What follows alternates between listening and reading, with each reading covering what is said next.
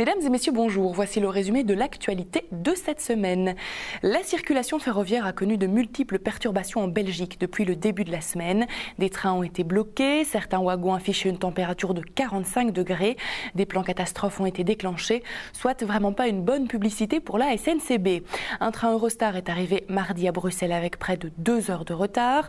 Mercredi matin, le trafic entre Namur et Bruxelles a été également bloqué à la suite de problèmes techniques. La compagnie a par la suite annoncé que les voyageurs concernés par des problèmes sur les rails lundi pouvaient demander des dédommagements à la SNCB via son site internet.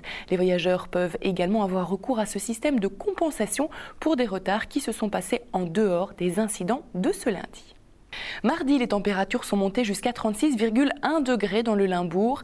Il s'agit de la température la plus élevée enregistrée cette année en Belgique. Heureusement, des orages se sont abattus sur la Belgique, rafraîchissant les villes et les passants.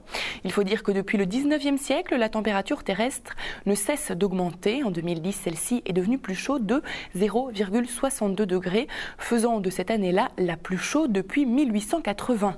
Un rapport annuel a été réalisé en coordination avec la Société américaine de météorologie afin d'examiner ces changements et de fournir des données détaillées pour tous les continents. De plus, cette étude dévoile la vitesse à laquelle la chaleur continue d'augmenter, faisant fondre 2 fois plus vite les glaces dans l'océan Arctique ou la calotte glaciaire du Groenland, ainsi que le réchauffement du courant El Niño, ce qui préoccupe nos scientifiques. Mercredi, lastminute.com, l'agence de voyage sur Internet, s'est vue obligée de retirer une de ses dernières newsletters de son site. Adepte du ton impertinent et décalé pour ses campagnes, l'agence a cette fois été trop loin au goût d'une blogueuse. Afin de vanter le service de chambre inclus, Last Minute a mis en scène une femme de chambre. L'affaire DSK étant encore dans toutes les mémoires, le voyagiste a dû reconnaître sa maladresse et s'est excusé sur différents réseaux sociaux tels que Facebook d'avoir pu choquer des personnes et de s'être laissé emporter dans la créativité. La faute avouée sera-t-elle à moitié pardonnée? Rien n'est moins sûr. Jeudi, le directeur général des douanes et droits indirects, Jérôme Fournel, a lancé une campagne d'information à destination des voyageurs. La douane a mis en place différents supports d'information, un site internet, une application pour les téléphones portables et un centre d'appel. C'est l'occasion pour les douanes de rappeler quelques règles aux voyageurs à l'approche de l'été, comme par exemple que les contrefaçons sont strictement interdites, sous peine d'amende calculée à partir de la valeur réelle du produit. Toutes les drogues sont prohibées et des dispositions particulières sont à prévoir pour les médicaments, les denrées alimentaires, les œuvres d'art et les armes. Pour rappel, le tabac et les alcools sont quant à eux soumis à des franchises quantitatives. Vous pouvez retrouver toutes ces informations en détail sur le www.douane.gouv.fr. Les tarifs de téléphonie mobile lors d'un séjour dans un autre pays européen connaissent dès vendredi une nouvelle diminution en application aux règles européennes adoptées en 2007. En effet, tout appel mobile émis par un consommateur ayant opté pour l'euro-tarif depuis un autre pays européen ne pourra être facturé plus de 35 centimes la minute contre 39 aujourd'hui. Pour les appels reçus, le prix maximum passera lui de 15 à 11 centimes la minute. Les messages vocaux reçus en itinérance doivent eux rester gratuits. Ces changements valent aussi pour les prix de gros de transfert de données via Internet qui passeront de 80 à 50 centimes par mégaoctet d'information. Cette baisse est la dernière d'une série de réductions de prix prévues par le règlement européen actuellement en vigueur et qui expire fin juin 2012. Ceci referme notre journal. Je vous remercie pour votre attention.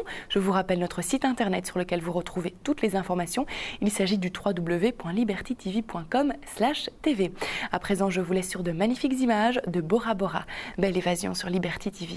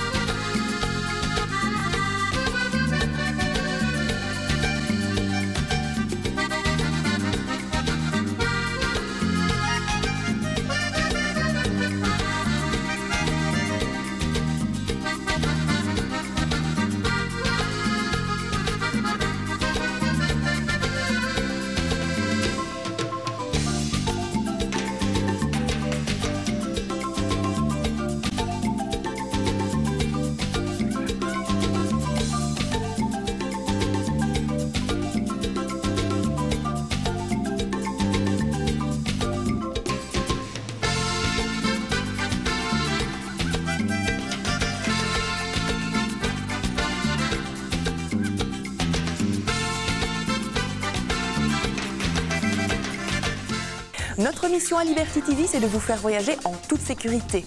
Pour cela, notre chaîne vous propose chaque jour, entre 11 et 23 heures, un journal télévisé du tourisme qui vous informe de toute l'actualité touristique des 4 coins de la planète, de l'Asie à l'Europe, en passant par l'Amérique ou encore l'Afrique, des catastrophes naturelles aux perturbations aux aéroports, mais aussi des événements et fêtes à ne pas manquer. Notre journal vous donnera les informations essentielles. Mais ce n'est pas tout, l'actualité touristique, c'est aussi 24 heures sur 24, 7 jours sur 7, sur notre site internet libertytv.com/tv, actualité belge, française ou internationale, la météo, l'image du jour, tout un contenu pour mieux vous informer.